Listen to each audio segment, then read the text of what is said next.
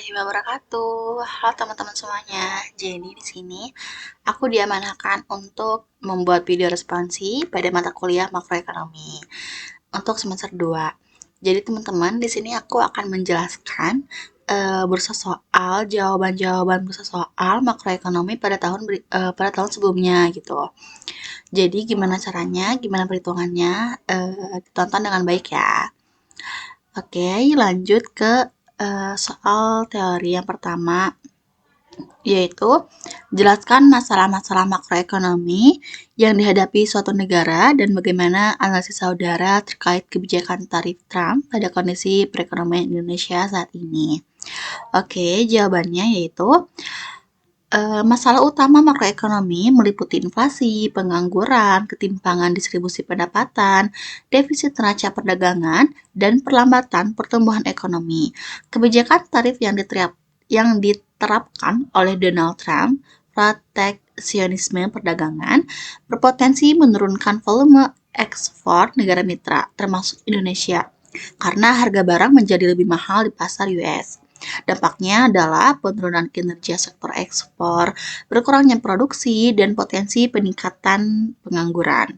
Untuk mengatasinya, pemerintah perlu melakukan diversifikasi pasar ekspor, meningkatkan daya saing industri domestik, serta mengoptimalkan kebijakan fiskal dan moneter guna menjaga stabilitas ekonomi.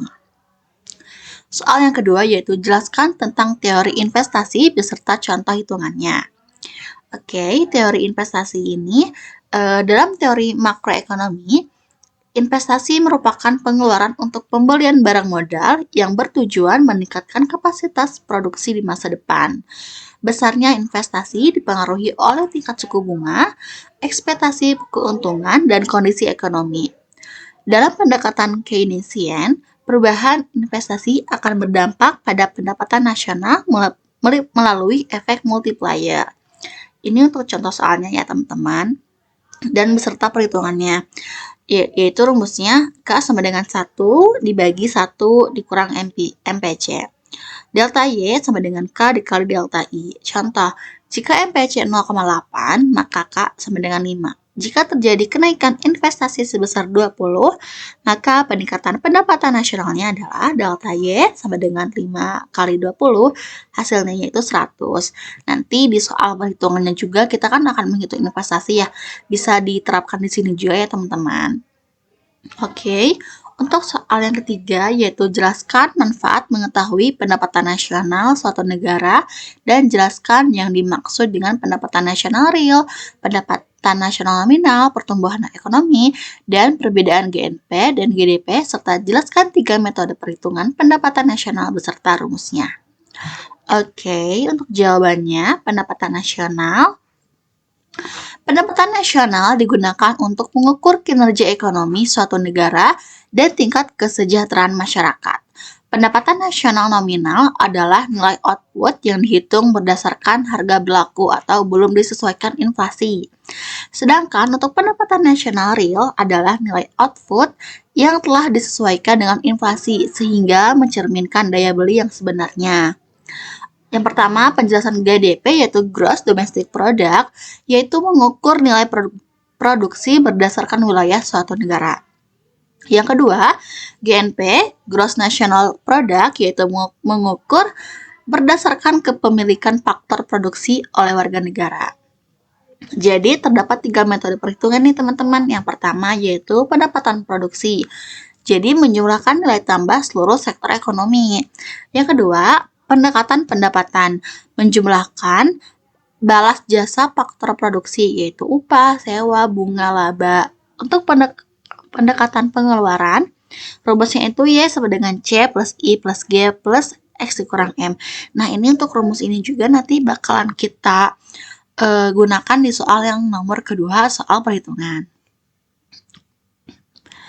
Untuk soal yang keempat, teori mengapa dalam perekonomian suatu negara kebijakan moneter dan kebijakan fiskal sangatlah penting.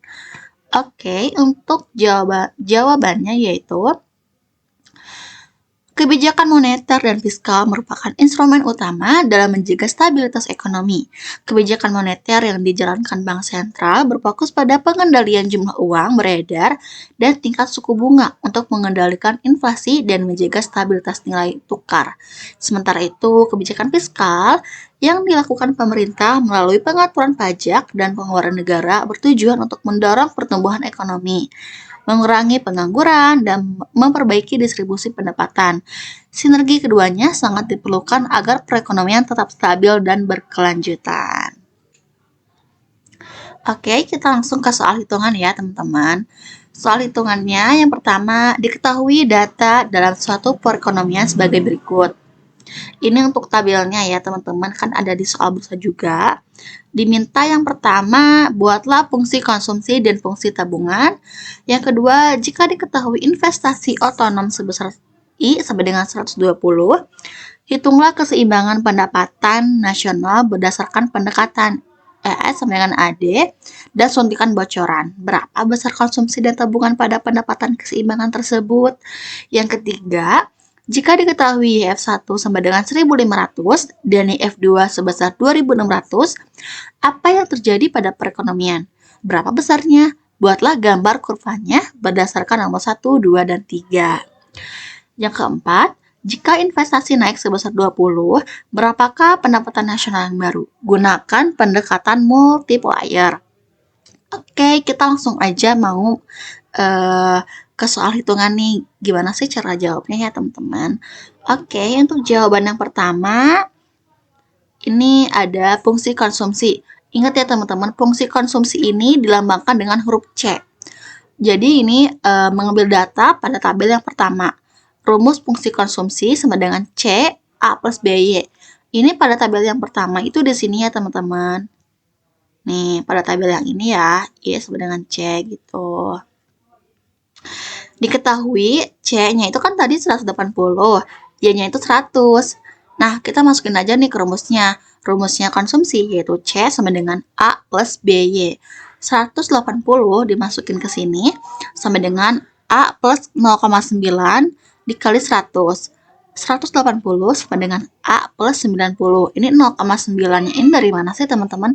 Nah, kita mencari B-nya dulu nih. Ini kan 0,9 itu B ya. Jadi mencari B-nya itu delta C sama dengan delta Y. 90 dibagi 100 sama dengan 0,9. Misal ada yang nanya lagi nih, Kak, 90 itu dari mana? Jadi 90 itu dari tabel ya. 270 dikurang 180. Begitupun dengan 100, yaitu 100 dari tabel 200 dikurang 100. Nih, di sini ya, teman-teman nih. 270 dikurang 180. 200 dikurang 100. Jadi untuk mencari delta C dan delta Y. Oke, lanjut. Jadi untuk fungsi konsumsinya itu sama dengan C sama dengan 90 plus 0,9 Y. Nah, ini sangat sederhana ya, teman-teman. Kita lanjut ke fungsi tabungan. Ingat ya, untuk fungsi tabungan itu lambangnya itu S. Dan rumus fungsi tabungan yaitu S sama dengan min A plus 1 min B sama dengan, maaf saya ulangi, untuk S yaitu sama dengan min A plus 1 dikurang B sama dengan Y. Nah, ini kita masukin aja nih untuk S-nya. Tadi kan udah dicari ya, si A-nya itu min 90. Tapi karena untuk fungsi tabungan, setiap angkanya itu diminusin kan. Jadi min 90 ditambah 1 dikurang 0,9 Y. Nah, untuk S-nya min 90 tambah 0,1 Y. Jadi 1 dikurang 0,9 itu hasilnya 0,1. Jadi tinggal samain aja nih. Persamaannya aja, S sama dengan min 90 ditambah 0,1 Y. Jadi fungsi tabungannya yaitu S sama dengan min 90 plus 0,1 Y. Nah, ini kita udah nih yang soal pertama, fungsi konsumsi dan juga fungsi tabungan. Kita ke soal berikutnya yaitu keseimbangan perekonomian nih. Tadi kan diketahui I-nya itu 120 ya. Kita akan menghitung menggunakan rumus agregat. Untuk rumusnya yaitu Y sama dengan C plus 1. Y sama dengan C plus 1. Y sama dengan Ini masukin aja nih yang C yang tadi, yang fungsi konsumsi yang ini. Tinggal dimasukin ke sini. 90 plus 0,9Y plus 120. Ini dari mana sih? Ini kan tadi dari soal ya.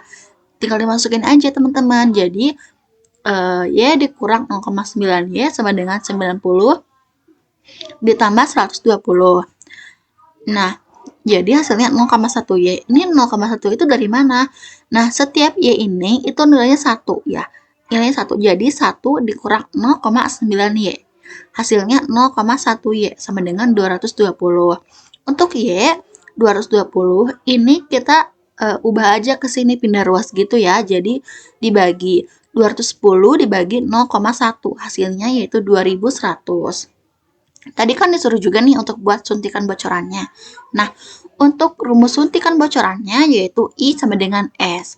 I sama dengan S, tadi kan I-nya udah diketahui nih, yang ini kan, yang 120. Jadi, 120 sama dengan S-nya tinggal dimasukin aja nih yang tadi, yang udah kita cari, yaitu fungsi tabungan. Min 90 plus 0,1Y. Jadi, ini tinggal dipindah ruaskan aja. Kalau misalnya dari plus pindah ruas itu kan jadi minus ya. Jadi tinggal pindahin aja minus 0,1Y sama dengan min 90. Begitupun dengan ini hasilnya di minus 120. Minus 0,1Y sama dengan minus 210. Y sama dengan minus 210 dibagi minus 0,1, hasilnya 2100. Jadi, untuk pendapatan keseimbangan agregat dan suntikan bocoran memiliki hasil yang sama, yaitu 2100. Bisa dilihat ya teman-teman dari sini nih, tuh. Ini sama ya untuk nilainya. Oke, yang ketiga itu kan tadi soalnya itu jika diketahui YF1 1500 dan YF2 2600, apa yang terjadi pada perekonomian? Berapa besarnya? Nah, gitu kan. Terus nanti kita akan buat kurva juga nih teman-teman. Yang ketiga ini rumusnya K sama dengan 1 dibagi 1 dikurang MPC. Ini sama kayak yang tadi saya jelaskan kan, yang di soal investasi yang di teori gitu. 1 dibagi 1 dikurang 0,9. 0,9 ini kan udah dicari ya. Yang tadi itu loh, yang delta C dibagi delta Y. Nih, yang ini ya. Kita masukin aja nih. Mana ya tadi? Nah, kita masukin aja. Jadi hasilnya itu 10. Delta Y sama dengan 2100 dikurang 1500. Kok bukan yang 2600 sih? Nah, untuk delta Y ini pakai yang YE ya, 2100 nih yang barusan kita cari gitu kan. Kita masukin aja ke sini. 2100 dikurang 1500 hasilnya 600. Nah, 600 sama dengan 10 dikali delta I. Delta I sama dengan 600 dibagi 10, hasilnya itu 60. Atau teman-teman bisa menggunakan rumus yang YF1 1500 minus 90 plus 0,1Y. Minus 90 ditambah 0,1 dikali 1500 yang ini. Hasilnya 150. Jadi minus 90 tambah 150 hasilnya 60. Nah, begitupun untuk YF2. YF2 itu kan 2600. Tinggal masukin aja nih. Ini masih sama ya, teman-teman. Kayak yang tadi nih, yang ini. Untuk delta Y 2600 dikurang 2100. Hasilnya 500. 500 sama dengan 10 dikali delta I. Delta I sama dengan 500 pindah ruas dibagi 10. Hasilnya yaitu 50. Dan ini untuk kurvanya ya. Ini kurvanya sangat sederhana sih teman-teman, dan ini saya pakai juga pas waktu makroekonomi semester 2. Waktu responsi pada HMA juga gitu ya. Jadi hitung aja nih teman-teman. Nah, kita masukin aja tadi yang C-nya itu. C kan kita udah cari nih, itu kan 90. Terus I-nya itu 120. Jadi 90 di sini 210. 210 itu dari 90 ditambah 120 ya. Nah, untuk YF1 itu 1500 nih. Yang di soal ya, kita masukin aja YE-nya yaitu 2100 dan YF2-nya yaitu 2600. Jadi kurvanya sederhana ya teman-teman. Eh, Kayak gini aja gitu. Ini yang kurva sederhana. Tapi kalau misalnya kurva materi yang dosen kalian berikan itu mungkin berbeda, sedikit berbeda, tapi mungkin memang intinya sama, itu seperti ini gitu. Oke, lanjut untuk soal yang keempat. Investasi naik sebesar 20 menggunakan pendekatan multiplier. Rumusnya itu delta Y sama dengan 1 dibagi 1 dikurang MPC dikali delta 1. Delta I, maaf. Untuk mencari delta I-nya itu 120 tambah 20 sampai dengan 140.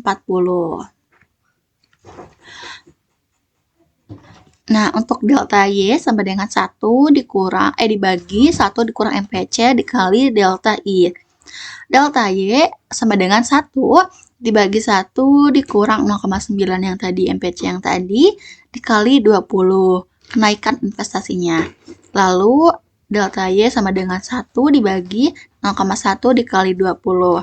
Delta Y sama dengan 10 dikali 20, delta Y sama dengan 200. Jadi 2100 yang tadi, YE-nya, ditambah 200 hasil yang delta Y sama dengan 2300. Kalau misalnya kita pakai pendekatan keseimbangan nasional nih teman-teman. Jadi, Y-nya itu, rumusnya itu Y sama dengan C plus I. Y sama dengan 90 plus 0,9 Y plus 140. Y 230 dari 140 ditambah 90 hasilnya kan 230 ditambah 0,9 Y. Kita pindah ruas lagi nih teman-teman. 1 dikurang 0,9 Y hasilnya 230. 0,1 Y sama dengan 230. Y sama dengan 230 dibagi 0,1. Y sama dengan 2300. Jadi hasilnya sama ya. Mau pakai rumus multiplier hasilnya 2300, mau pakai rumus pendekatan keseimbangan nasional hasilnya juga sama 2300. Oke, kita lanjut ke soal nomor kedua, yaitu diketahui data perekonomian sebagai berikut. Fungsi konsumsi C sama dengan 30 plus 0,6 Y, investasi otonom I sama dengan 70, pengeluaran pemerintah yaitu G sama dengan 100, pajak 20% dari pendapatan T sama dengan 0,20 Y. Ingat ya, pajaknya 20% dari pendapatan. Pendapatannya itu 0,20 Y. Ekspornya X sama dengan 150, untuk impornya M sama dengan 0,2 Y. Diminta, hitunglah keseimbangan pendapatan nasional 3 sektor sebelum dan sesudah pajak. Berapa sih? Oke, jadi biar lebih mudah, kita tulisin lagi gitu, kita tulis ulang diketahuinya dulu, kayak fungsi konsumsinya berapa, investasi, pengeluaran, pajak, ekspor, impor gitu kan, biar kita lebih mudah untuk mengerjakan soalnya. Pajaknya itu kan tadi 20% dari pendapatan, pendapatannya itu T, maaf ya ini typo teman-teman. Untuk T-nya itu kan 0,20 Y. Jadi 0,20 Y dikali 20% itu hasilnya 0,2 Y. Nah, kita lanjut ke sebelum pajak ya teman-teman.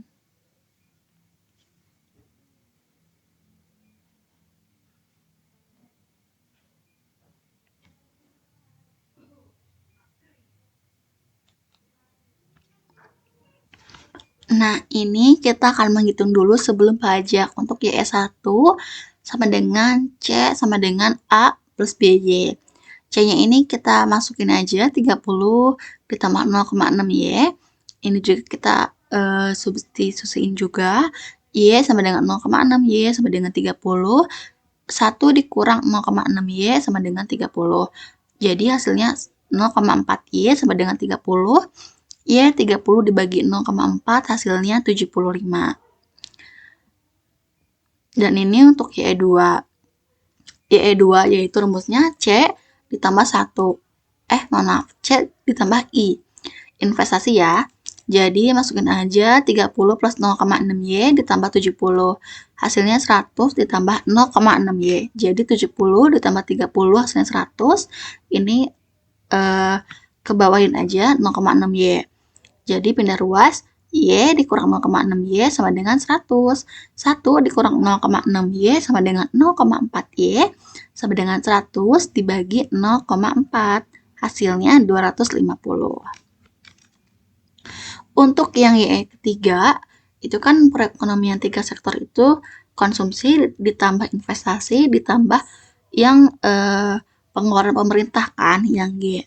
Jadi konsumsinya ini kita masukin lagi nih yang C-nya 30 ditambah 0,6Y ditambah 70 nilai investasi ditambah nilai pengeluaran pemerintahnya itu 100. Hasilnya 200 ditambah 0,6Y.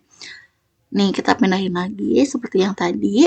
1 dikurang 0,6Y sama dengan 200. Ingat ya teman-teman, untuk Y di sini itu nilainya 1. Jadi 1 dikurang 0,6Y hasilnya 0,4Y. Sama dengan 200. Y 200 dibagi 0,4 hasilnya 500. Nah, kita akan menghitung setelah pajak. Sebenarnya tuh rumusnya kan ada dua ya, ada yang emang pakai TX sama TR, ada yang langsung gitu. Karena di soal ini nggak ada diketahui TX sama TR, jadi aku bikin yang ini kan.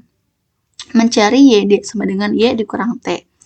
1 dikurang 0,2Y sama dengan 0,8Y. C sama dengan 30 ditambah 0,6Y. 30 ditambah 0,6, Y-nya ini masukin aja yang tadi 0,8Y sama dengan 30 ditambah 0,48Y. Y sama dengan C ditambah 1 ditambah G. Y sama dengan 30 ditambah 0,48Y ditambah 70 ditambah 100. Y sama dengan 200 ditambah 0,48Y. Oh iya, kalau misalnya ada yang nanya kenapa sih kok harus dihitung dulu ininya, karena kan ini kan tadi yang T-nya itu pendapatan kan, sedangkan pendapatannya itu sebelum pajak. Jadi kita harus masukin dulu pendapatan yang emang setelah pajak gitu. Jadi Y dikurang 0,48Y sama dengan 200. 1 dikurang 0,48Y sama dengan 0,52Y sama dengan 200. Y 200 dibagi 0,52 hasilnya 38462. Oke teman-teman, ini untuk rumus yang ada TX sama TR-nya. Jika nanti kalian di ulangan ataupun di ujian ETS nanti ada diketahui TX TR, rumusnya pakai yang ini ya.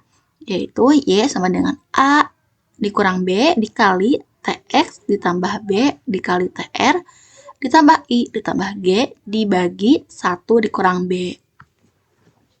Yaitu Y sama dengan 30 dikurang 0,6 dikali 0,2 ditambah 0,6 dikali 0 ditambah 70 ditambah 100. Hasilnya dibagi 1 dikurang 0,6. Y 30 dikurang 0,12 ditambah 0 ditambah 70 ditambah 100 dibagi 0,4. Y 200,12 dibagi 0,4. Y sama dengan 500,3.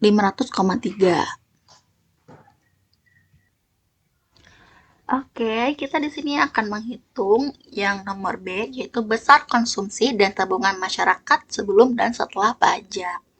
Nah, mencari sebelum pajak konsumsi Y1. C Y1 sama dengan 30 plus 0,6Y. C sama dengan 30 plus 0,6 sama dengan 75. Ini 75 dari mana sih? Nah, 75 kan tadi kita udah cari ya. Nah, dari sini, dari sebelum pajak. Jadi ingat ya, hasil ini nanti kita akan masukin ke yang nomor 2, yang nomor B. Jadi hasilnya itu C sama dengan 30 ditambah 0,6 dikali 75, hasilnya 45. Jadi untuk C sama dengan 75. Oke, selain itu kita juga menghitung tabungannya kan, karena di sini disuruhnya besar konsumsi dan tabungan. Jangan lupa nih tabungannya juga dihitung. Jadi S sama dengan min 30 ditambah 0,4Y. Nah, S-nya kan di sini kita belum cari ya S-nya berapa. Tapi di nomor 1 kita udah cari rumus S-nya itu kayak gimana. Jadi 0,1 dikurang 0,6 hasilnya 0,4. Jadi ini tinggal diminusin aja.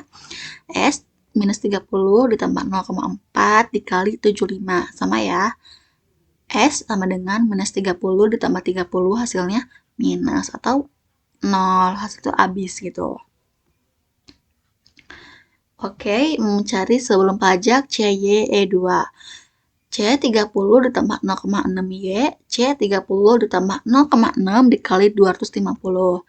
Nih, yang ini ya, teman-teman. Nih, yang ini.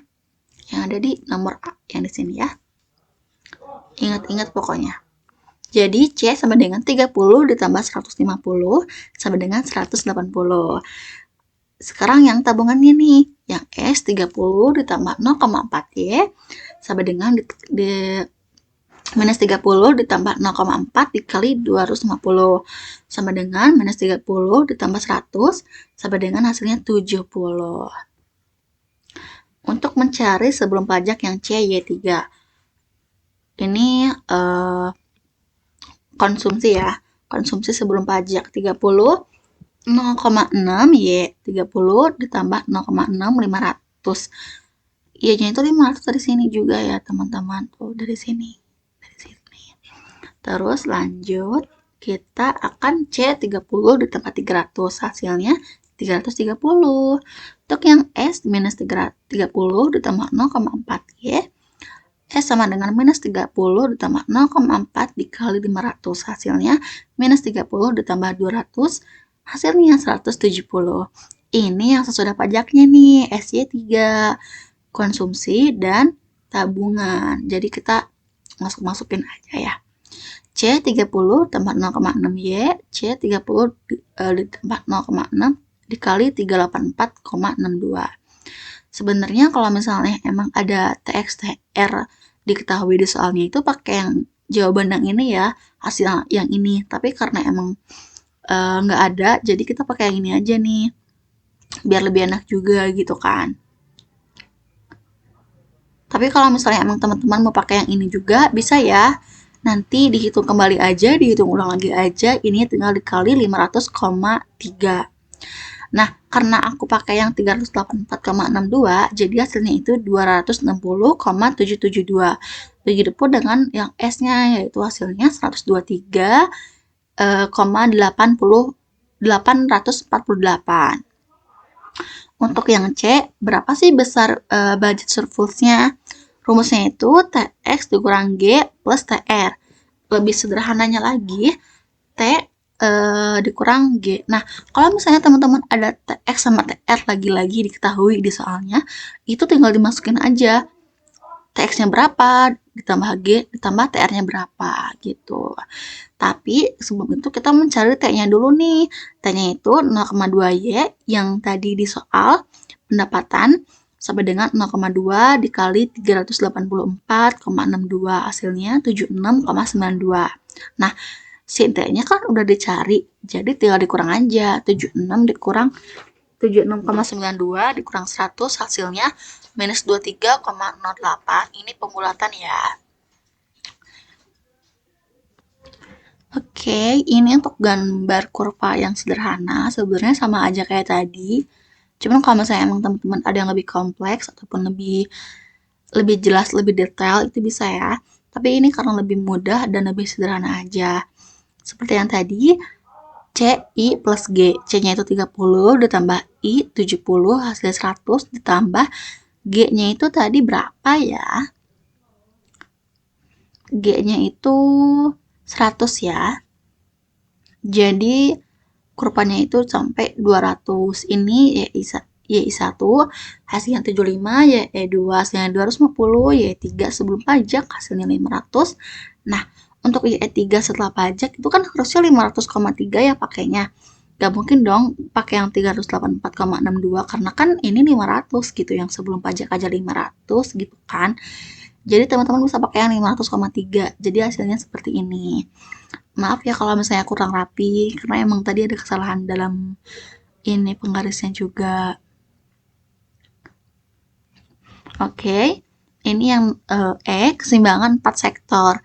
Rumusnya itu yang tadi nih yang kita udah ada di teori, yaitu C plus I plus G plus X dikurang M. Sama dengan, masukin aja, Y sama dengan 30 tambah 0,6 YD tambah 70 tambah 100 tambah 150 dikurang 0,2 Y. Kenapa sih ininya YD? Karena kan kita harus dikurang dulu sama T-nya kan. Nah, 350 ditambah 0,6, Y dikurang T, 0,2. 350 itu dari 30 tambah 70 tambah 100 tambah 150. Nah, jadi yang kayak angka-angka ratusan-ratusan gini, itu tambah-tambahin aja, sama-samain aja walaupun ada kurung juga nggak apa-apa. Jadi hasilnya 350. Y sama dengan 350 tambah 0,6, Y dikurang 0,20. Itu yang tadi ya, sebelum pajak. Sama dengan 0,2 Y. Oke, yang Y-nya itu 350 tambah 0,6. 1 dikurang 0,20 hasilnya 0,8 Y dikurang 0,2 Y. Y 350 tambah 0,48 Y dikurang 0,2 Y. Hasilnya 350 tambah 0,28 Y. Ini kita pindahin lagi nih. 1 atau Y dikurang 0,28 Y sama dengan 350. Jadi 1 dikurang 0,28 Y hasilnya 0,72 Y sama dengan 350. Y 350 dibagi 0,72. Y sama dengan 486,11. Nah, untuk yang terakhir nih, soal terakhir, perdagangan internasional. Rumusnya itu NX sama dengan X dikurang M. Tapi kita cari dulu nih M-nya. M-nya itu kan 0,2 Y. Ini tinggal masukin aja nih 0,2 Y dikali 486,11. Ini yang tadi yang baru banget kita cari. Hasilnya 97,22. Nah, X sama M-nya itu, M-nya ini kan dari soal, begitu pun dengan X. X-nya itu tadi soal yang diketahui. X-nya itu 150 dikurang 97,22, hasilnya 52,78. Oke, sudah selesai teman-teman semuanya. Sebelumnya aku mohon maaf kalau misalnya ada kesalahan dalam perhitungan ataupun dalam rumus ataupun dalam soal-soal teori. Semoga penjelasan aku bermanfaat bagi teman-teman semuanya. Semangat ujiannya, good luck, dan terima kasih. Wassalamualaikum warahmatullahi wabarakatuh.